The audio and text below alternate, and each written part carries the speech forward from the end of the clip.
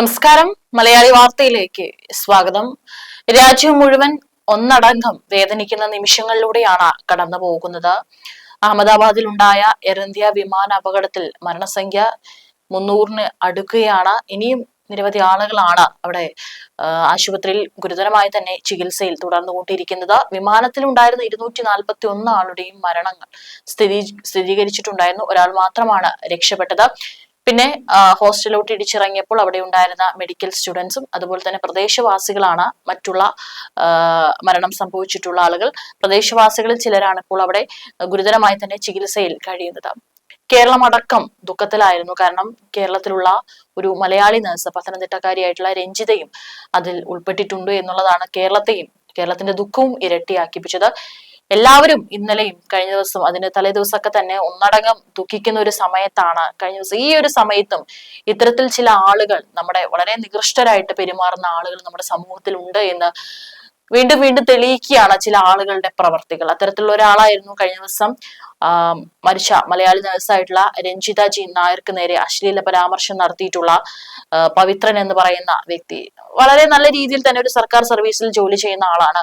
എവിടെയോ വീട്ടിലിരുന്നു കൊണ്ട് ഒരു സ്മാർട്ട് ഫോൺ ഉപയോഗിച്ചുകൊണ്ട് തനിക്ക് തന്റെ വായിൽ തോന്നിയത് അല്ലെങ്കിൽ തന്റെ മനസ്സിൽ തോന്നിയത് കുത്തിക്കുറിച്ച് മറ്റുള്ളവരെ കൂടി വേദനിപ്പിക്കുക എന്നുള്ളതാണ് ഇങ്ങനെയുള്ള ചില ആളുകളുടെയൊക്കെ തന്നെ ഒരു മനോഭാവം അല്ലെങ്കിൽ അവരുടെ ഒരു രീതി എന്ന് പറയുന്നത്. അത് തന്നെയാണ് പവിത്രനും ചെയ്തത്. പക്ഷേ പവിത്രൻ അങ്ങനെ ചെയ്തപ്പോൾ ഒരുപക്ഷെ വിചാരിച്ചില്ല ഇത് ഇത്രയും വലിയൊരു അല്ലെങ്കിൽ തന്റെ ജോലിയെ വരെ ബാധിക്കുന്ന രീതിയിലുള്ള പ്രവൃത്തിയായി മാറുമെന്നുള്ളത്.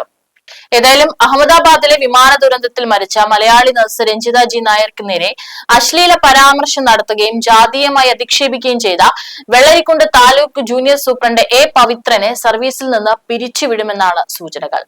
കളക്ടറുടെ റിപ്പോർട്ട് സർക്കാർ ഗൗരവത്തിലെടുക്കും. പവിത്രനെ കഴിഞ്ഞ ദിവസം ജോലി സ്ഥലത്ത് നിന്ന് പോലീസ് അറസ്റ്റ് ചെയ്തിരുന്നു. അതിന്റെ ദൃശ്യങ്ങളൊക്കെ തന്നെ പുറത്തു വന്നിട്ടുണ്ടായിരുന്നു. അപ്പൊ അയാൾ മദ്യപിച്ചിട്ടുമുണ്ടായിരുന്നു. പവി ആനന്ദാശ്രമം എന്ന പ്രൊഫൈലിൽ നിന്നാണ് പവിത്രൻ രഞ്ജിതയെ അധിക്ഷേപിക്കുന്ന തരത്തിലുള്ള പരാമർശം നടത്തിയത്. കമന്റിൽ അശ്ലീലവും സ്ത്രീത്വത്തെ അപമാനിക്കുന്ന വാക്കുകളും ഉണ്ടായിരുന്നു. അവരുടെ കുടുംബം മാത്രമല്ല, കേരളം ഒന്നടങ്കം വളരെ ദുഃഖിച്ചു നിൽക്കുന്ന ഒരു നിമിഷത്തിലാണ്. ആ കുട്ടിയുടെയൊക്കെ കരച്ചിൽ, അവരുടെ മകൾക്ക് 12 വയസ്സാണ്. ആ കുട്ടിയുടെ കരച്ചിലൊക്കെ കണ്ട മനുഷ്യത്വമുള്ള ഏതൊരാൾക്കും വേദനിക്കും, അല്ലെങ്കിൽ അവരുടെ നെഞ്ചൊന്നും പിടയും. ആ ഒരു സാഹചര്യത്തിലാണ് ആ കുഞ്ഞുങ്ങളുടെ അമ്മയെ അല്ലെങ്കിൽ ഒരു കുടുംബത്തിന്റെ മുഴുവൻ അത്താണിയായിട്ടുള്ള ഈ പറയുന്ന രഞ്ജിതയെ ഇത്തരത്തിൽ കുറച്ച് വാക്കുകളിൽ കൂടെ വളരെ മോശമായി ചിത്രീകരിക്കുകയും അല്ലെങ്കിൽ അവരെ അധിക്ഷേപിക്കുകയും ചെയ്യുന്ന ചില പ്രവർത്തികൾ പവിത്രന്റെ ഭാഗത്ത് നിന്നുണ്ടാകുന്നത്.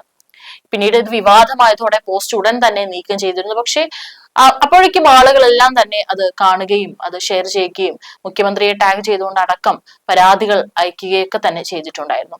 ജാതീയമായി അധിക്ഷേപിച്ചാണ് പവിത്രൻ ആദ്യം രഞ്ജിതയ്ക്കെതിരെയുള്ള പോസ്റ്റ് പങ്കുവച്ചത്. പിന്നാലെയാണ് കുറച്ച് കമന്റിൽ അശ്ലീല ചുവയുള്ള വാക്കുകളും ഉണ്ടായിരുന്നു. സംഭവം വിവാദമായതോടെ ഇയാൾ പോസ്റ്റ് പിൻവലിച്ചു. പവിത്രനെതിരെ ഒട്ടേറെ പേർ മുഖ്യമന്ത്രിക്ക് ഓൺലൈനായി പരാതിയും നൽകിയിരുന്നു. ഇതേ തുടർന്നാണ് ഇയാളെ സസ്പെൻഡ് ചെയ്ത് ജില്ലാ കളക്ടർ കെ ഇമ്പശേഖരൻ ഉത്തരവിറക്കിയത്. പവിത്രനെ ഹൊസ്ദുർഗ് പോലീസ് അറസ്റ്റ് ചെയ്തു. റവന്യൂ മന്ത്രി കെ രാജനെ മുഖ്യമന്ത്രി സംഭവത്തിന്റെ ഗൗരവം അറിയിച്ചിട്ടുണ്ട്. ഇതോടെയാണ് കാസർകോട്ടെ ജോയിന്റ് കൗൺസിൽ നേതാവായ പവിത്രനെ സസ്പെൻഡ് ചെയ്തത്. ഹീനമായ നടപടിയാണ് ഡെപ്യൂട്ടി തഹസിൽദാരുടെ ഭാഗത്തു നിന്നുണ്ടായതെന്നും പോസ്റ്റ് ശ്രദ്ധയിൽപ്പെട്ടതിന്റെ അടിസ്ഥാനത്തിൽ അടിയന്തരമായി സസ്പെൻഡ് ചെയ്യാൻ ഉത്തരവിടുകയായിരുന്നുവെന്ന് റവന്യൂ മന്ത്രി കെ രാജൻ സാമൂഹ്യ മാധ്യമത്തിൽ കുറിച്ചു. നിരവധി മുന്നറിയിപ്പുകളും താക്കീതുകളും നൽകിയിട്ട് നടപടികൾക്ക് വിധേയനായിട്ടും നിരന്തരമായ റവന്യൂ വകുപ്പിനും സർക്കാരിനും അപകീർത്തി ഉണ്ടാക്കുന്ന പ്രവർത്തികൾ ആവർത്തിക്കുന്നതിനാൽ സർവീസിൽ നിന്ന് പിരിച്ചുവിടാൻ അടക്കമുള്ള കർശനമായ നിയമ നടപടികൾക്ക് ജില്ലാ കലക്ടർ സർക്കാരിലേക്ക് ശുപാർശ ചെയ്തിട്ടുണ്ട്. അതായത് ഈ പറയുന്ന രീതി പവിത്രൻ ഇന്നും ഇന്നലെയും തുടങ്ങിയതല്ല, കുറെ കാലങ്ങളായിട്ട് ഇത്തരത്തിലുള്ള പരാമർശങ്ങളൊക്കെ തന്നെ തുടർന്നുകൊണ്ടിരിക്കുന്ന ഒരു വ്യക്തി കൂടിയാണ്. ഇതോടെ ആർക്കും പവിത്രനെ രക്ഷിക്കാൻ കഴിയാത്ത അവസ്ഥയും വന്നു. ശക്തമായ നടപടി എടുക്കാനാണ് മുഖ്യമന്ത്രിയുടെ തീരുമാനം. പിരിച്ചുവിട്ടാൽ പിന്നെ കോടതി നടപടികളിലൂടെ മാത്രമേ പവിത്രന് സർവീസിൽ കയറാൻ കഴിയൂ എന്നതാണ് യാഥാർത്ഥ്യം. സമൂഹ മാധ്യമങ്ങളിൽ അധിക്ഷേപകരമായ പോസ്റ്റുകളും കമന്റുകളും ഇടുന്നത് പവിത്രന്റെ ഒരു ശീലമാണ്. 2023 ഓഗസ്റ്റിൽ നെല്ലിക്കാട്ട് ശ്രീമദ് പരമശിവ വിശ്വകർമ്മ ക്ഷേത്രം പ്രസിഡന്റ് സമൂഹ മാധ്യമത്തിലൂടെയുള്ള അപകീർത്തി പ്രചാരണവുമായി ബന്ധപ്പെട്ട് സമർപ്പിച്ച പരാതിയിൽ പവിത്രന് ADM താക്കീത് നൽകിയിരുന്നു. 2024 ഫെബ്രുവരിയിൽ സമൂഹ മാധ്യമത്തിൽ അപകീർത്തി ഭീഷണിപ്പെടുത്തിയെന്ന് കാണിച്ച് വി ഭുവനചന്ദ്രൻ സമർപ്പിച്ച പരാതിയിലും സമൂഹ മാധ്യമത്തിൽ കമന്റുകളോ പോസ്റ്റുകളോ ഇടുമ്പോൾ കൂടുതൽ ജാഗ്രത വേണമെന്ന് കാണിച്ച് കർശന താക്കീതും നൽകിയിരുന്നു. തുടർന്നാണ് മുൻ മന്ത്രിയും കാഞ്ഞങ്ങാട് MLA-യുമായ ഇ ചന്ദ്രശേഖരനെ വ്യക്തിപരമായും ജാതീയമായും അധിക്ഷേപിച്ച് പോസ്റ്റ് ഇട്ടത്. എല്ലാ പരിധിയും വിട്ടതായിരുന്നു ഈ കമന്റ്. കാസർകോട്ടെ മുതിർന്ന CPI നേതാവാണ് ചന്ദ്രശേഖരൻ. CPIയുടെ സർവീസ് സംഘടനയായ ജോയിന്റ് കൗൺസിലിൽ സീനിയറായ തന്നെ തഴഞ്ഞ് പ്രധാന സ്ഥാനങ്ങളിൽ ഇ ചന്ദ്രശേഖരന്റെ താൽപര്യപ്രകാരം നായർ സമുദായ അംഗങ്ങളെ നിയമിച്ചെന്നായിരുന്നു അന്ന് പവിത്രന്റെ ആരോപണം. ഇതേ തുടർന്ന് അച്ചടക്ക നടപടിയുടെ ഭാഗമായി പവിത്രനെ സർവീസിൽ നിന്നും 2024 സെപ്റ്റംബർ 18-ന് സസ്പെൻഡ് ചെയ്യുകയും പിന്നീട് നടപടികൾ പൂർത്തിയാക്കി ലഘുശിക്ഷയായ സെൻഷർ നൽകി നടപടി തീർപ്പാക്കുകയും 2024 നവംബർ 7-ന് സർവീസിൽ പുനഃപ്രവേശിക്കുകയും ചെയ്തിരുന്നു.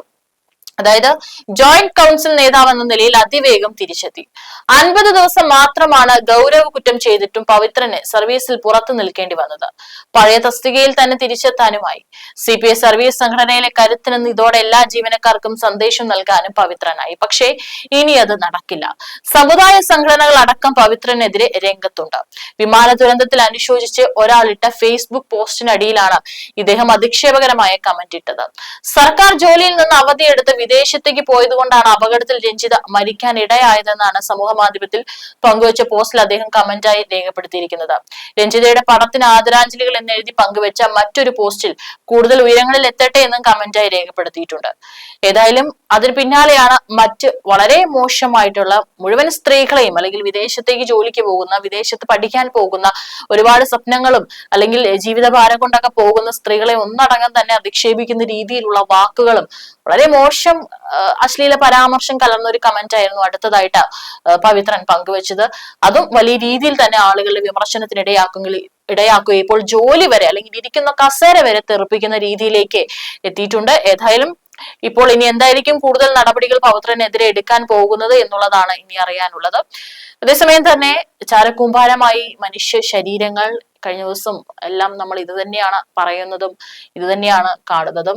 സ്വദേശികളും വിദേശികളും ഉൾപ്പെടെ ഇതുവരെ 294 പേർ അഹമ്മദാബാദ് വിമാന ദുരന്തത്തിൽ മരിച്ചു എന്നാണ് അറിയാൻ സാധിക്കുന്നത്. ഉറ്റവരെ DNA പരിശോധനയിലൂടെ മാത്രമേ തിരിച്ചറിയാനാവൂ എന്നതാണ് സ്ഥിതി. ഇതിനുശേഷം മാത്രമായിരിക്കും ഔദ്യോഗിക കണക്ക് പുറത്തുവരൂ. 265 മരണമാണ് സ്ഥിരീകരിച്ചത്. ചില റിപ്പോർട്ടുകളുണ്ട്. 6 യാത്രക്കാരുടേത് ഉൾപ്പെടെ തിരിച്ചറിഞ്ഞ് 26 മൃതദേഹങ്ങൾ ബന്ധുക്കൾക്ക് കൈമാറിയിട്ടുണ്ട്. DNA സാമ്പിളുകൾ താരതമ്യം ചെയ്യുന്ന നടപടി പൂർത്തിയാക്കാൻ 72 മണിക്കൂറോളം എടുക്കും. 215 പേരുടെ ബന്ധുക്കൾ DNA സാമ്പിളുകൾ നൽകിയിട്ടുണ്ട്. അവശിഷ്ടങ്ങൾക്കിടയിൽ മൃതദേഹങ്ങൾക്കായി തെരച്ചിൽ തുടരുകയാണ്. മലയാളികൾക്ക് നൊമ്പരമായി മാറിയ രഞ്ജിതയുടെ മൃതദേഹം തിരിച്ചറിയാൻ രക്തസാമ്പിൾ നൽകാനായി സഹോദരൻ രതീഷ് ഇന്നലെ അഹമ്മദാബാദിലേക്ക് പോയിട്ടുണ്ട്. എത്രയും വേഗം തന്നെ അത് നടപടികളൊക്കെ പൂർത്തീകരിച്ച് രഞ്ജിതയുടെ മൃതദേഹം കേരളത്തിലേക്ക് കൊണ്ടുവരാനുള്ള എല്ലാ നീക്കങ്ങളും വേഗം തന്നെ നടക്കുമെന്നും നമുക്ക് പ്രതീക്ഷിക്കാം. അതേസമയം അപകടത്തിലേക്ക് നയിച്ച വിവരങ്ങൾ ഇനിയും അവ്യക്തമാണ്. എങ്കിലും വിമാനത്തിന്റെ ബ്ലാക്ക് ബോക്സും കോക്പിറ്റ് വോയിസ് റെക്കോർഡർ അതായത് CVR വീണ്ടെടുക്കാനായിട്ടുണ്ട്. ഇത് പ്രതീക്ഷ നൽകുന്നുണ്ട്. പ്രധാനമന്ത്രി നരേന്ദ്രമോദി ഇന്നലെ രാവിലെ ദുരന്ത സ്ഥലം സന്ദർശിച്ച് സ്ഥിതിഗതികളൊക്കെ തന്നെ നേരിട്ട് വിലയിരുത്തിയിട്ടുണ്ട്. അത്ഭുതകരമായി രക്ഷപ്പെട്ട വിശ്വസ് കുമാറിനെയും പരിക്കേറ്റ് ചികിത്സയിലുള്ള മറ്റുള്ളവരെയും സന്ദർശിച്ചു. വിമാനത്തിലുണ്ടായിരുന്ന 242 പേരിൽ വിശ്വാസ് ഒഴികെ ബാക്കി എല്ലാവരും മരണപ്പെട്ടിരുന്നു. ഹോസ്റ്റലിൽ ഉണ്ടായിരുന്ന 4 മെഡിക്കൽ വിദ്യാർത്ഥികളും അവരുടെ ബന്ധുക്കളായ 6 പേരും കൊല്ലപ്പെട്ടതായി സ്ഥിരീകരിച്ചിട്ടുണ്ട്. ബാക്കിയുള്ളവരൊക്കെ തന്നെ പ്രദേശവാസികളാണ്. കൂടുതൽ പ്രദേശവാസികളെ കാണാനില്ലെന്ന് ബന്ധുക്കൾ പരാതിപ്പെട്ടിട്ടുണ്ട്.